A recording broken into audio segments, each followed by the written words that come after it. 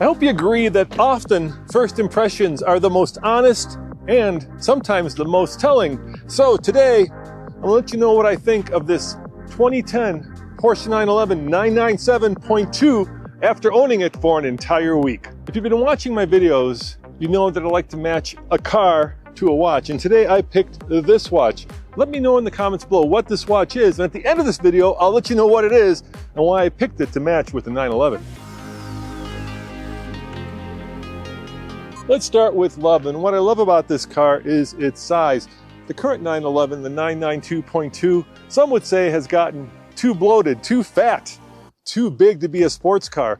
In fact, it's 4 inches wider and it's 4 inches longer than this car. Now, 4 inches may not sound like a lot, but when you're out trying to place this so you can hit that apex, that 4 inches makes a big difference. Now, we've owned the 992.2, and I have to say, I like the size of this a lot better. It just feels more, well, more sporty.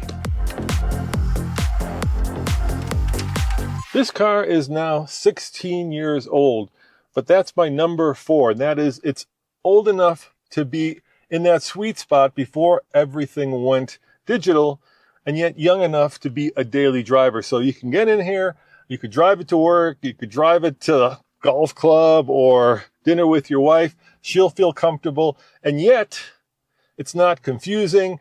It's not overbearing when it comes to the digital display. The next generation went digital with a lot of the iconic dials. This one still has the 1, 2, 3, 4, 5 dials straight in front of you, kind of the way God intended. And it feels like this was the sweet spot for Porsche when it came to kind of a mix of a small screen that lets you do things like, well, have satellite radio, but still has the iconic dashboard and still has enough creature comforts, heated and cooled seats. Okay, it doesn't have CarPlay or Android Auto, but it does have Bluetooth. So it's kind of in the sweet spot for modern enough as a daily driver, but old enough to be fun.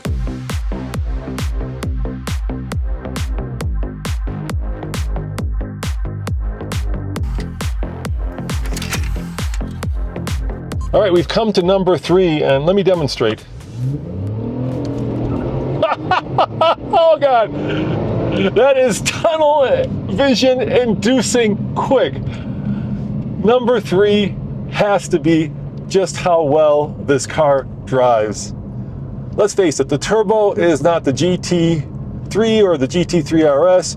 This is the top dog Porsche if you want a car that has the biggest bandwidth of any 911. So, tons of room. Unlike our current Z06 Corvette, I can actually see below the top of the A-pillar. There is a ton of room in here. Shoulder room, headroom, knee room. It just has so much utility, including the frunk. But really, the magic here is just how well it drives. Not only do you have oodles of torque and oodles of horsepower, but you also have this unique ability to have a track-capable car that can serve as an everyday driver and be quite comfortable. Look, I love adventure bikes, and there's always this compromise you have to make with an adventure bike. Is it more dirt-worthy or is it more street-worthy? Usually you say, well, it's 50-50 or 70-30. With the 911 Turbo, you kind of get both, which is what makes it such an unusual and appealing car. In the twisties, there's one coming up here.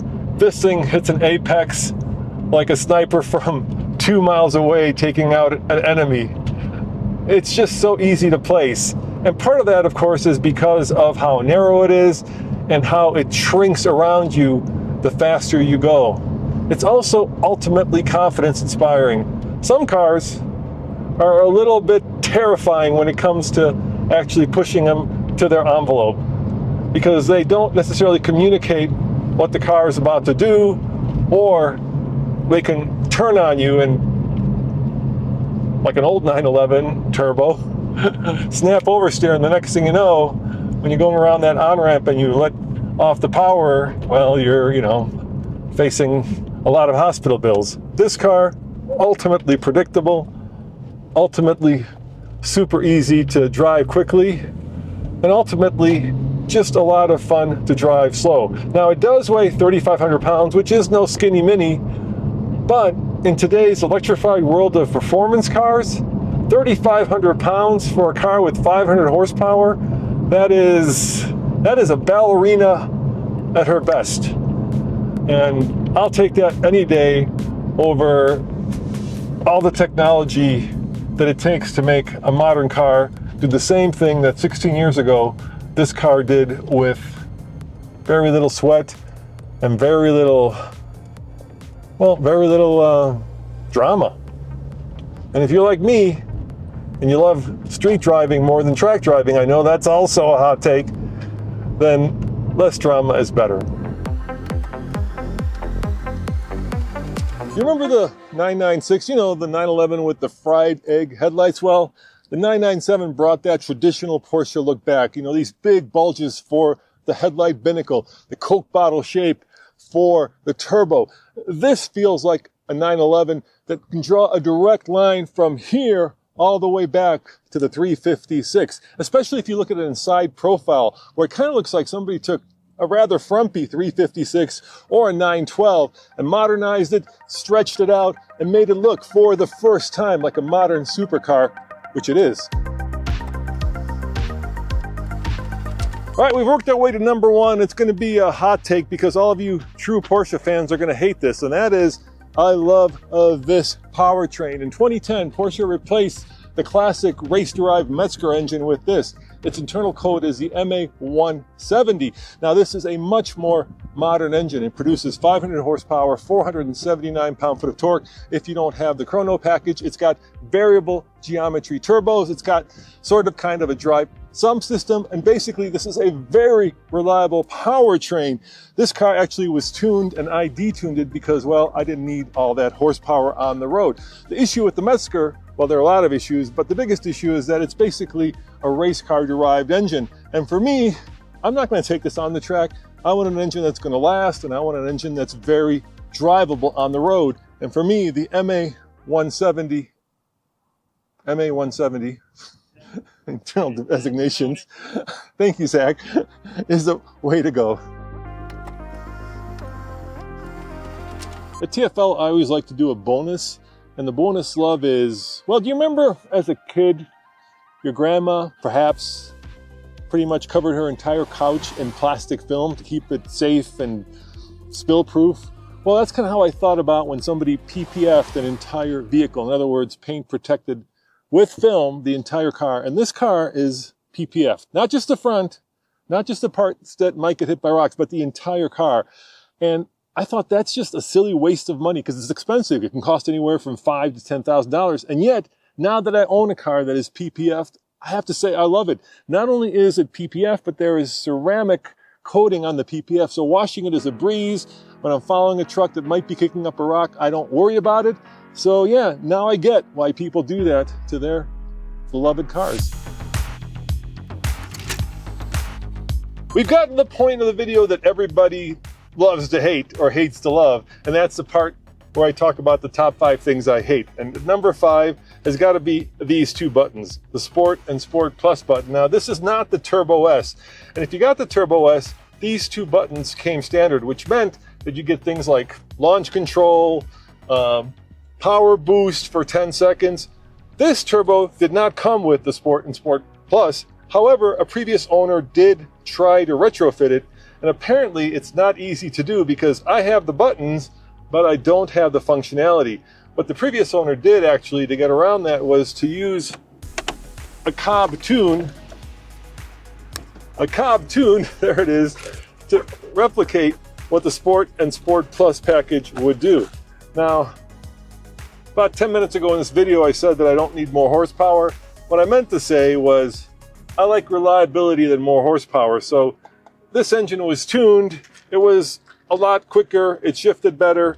But at the same time, it also felt like it was a lot more fragile. So I don't have Sport. I don't have Sport Plus, but I do have the buttons. At number 4 is something that I mentioned, and it's the fact that there is no CarPlay and no Android Auto. Now, while this does have Bluetooth, which means that I can take phone calls and I can stream podcasts from the phone. What I can't do is integrate my life into this vehicle in that straightforward way where if you're listening to a podcast while you're walking the dog, you leave off in the exact same spot when you get in your vehicle. And out of all the technology that modern cars have, the one that to me is a clear winner is CarPlay, and this one doesn't have it. You could retrofit it by replacing this head unit. I did it in the previous 997 C2S that we had, but that also had a plethora of issues, not the least of which being that the display would wash out in bright sunlight. So I'm just going to live with the standard Bluetooth and plug in my phone the old-fashioned way.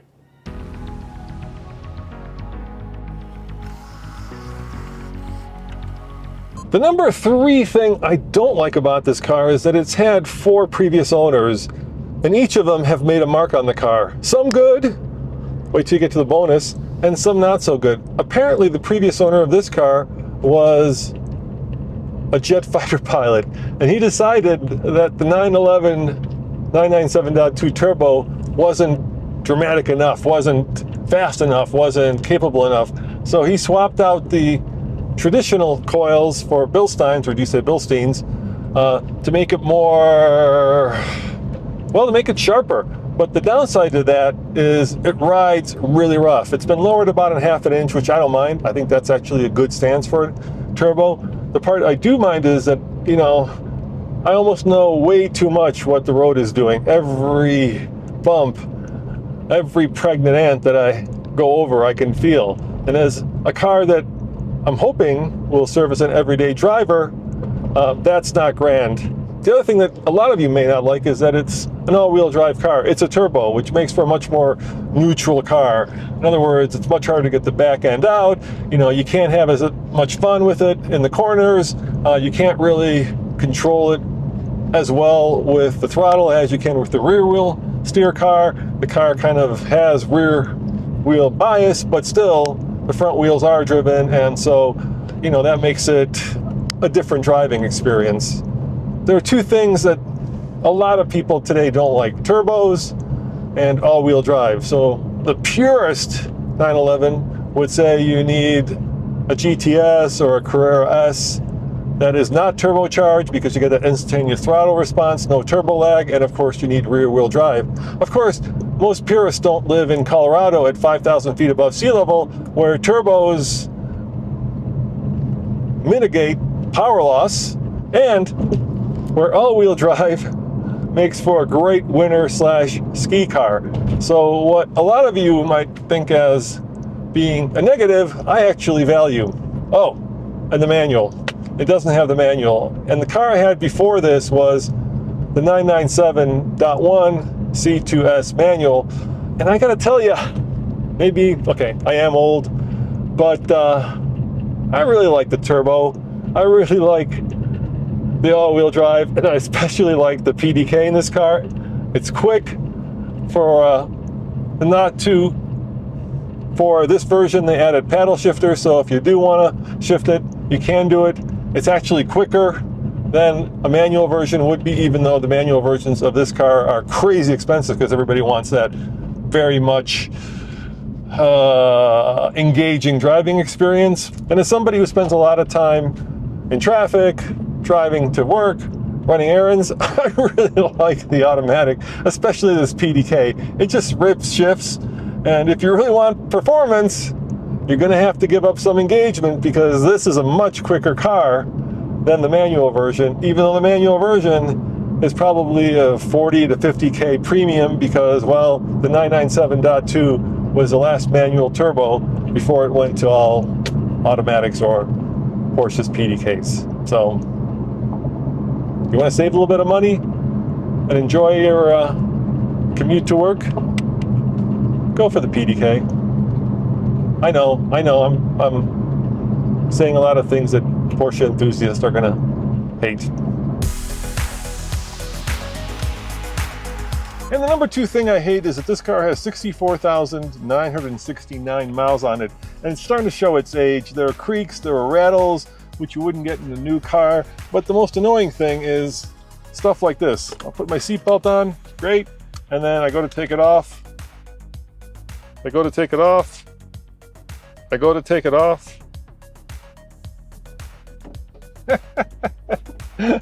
There's just little things that, you know, are wearing out. And when you pay as much as I did for this car, well, let's get to number 1. And the number 1 thing I hate about this car is just how expensive it is. Stelton Motors, where we bought this car, had it listed for $115,000. Keep in mind, the original MSRP on this car would have been around $140,000 back in 2010. Now, I traded 2 911s for it, a 996 and a 997 Carrera 2S manual, and I still owed them $40,000, and they gave me a $10,000 discount. So these cars are now highly sought after because people want the size, they want the analog nature of it, they want a classic 911 that isn't all screens and technology and connected and, you know, all the stuff that makes driving less fun. But you have to pay for that. And in this case, it was $105,000.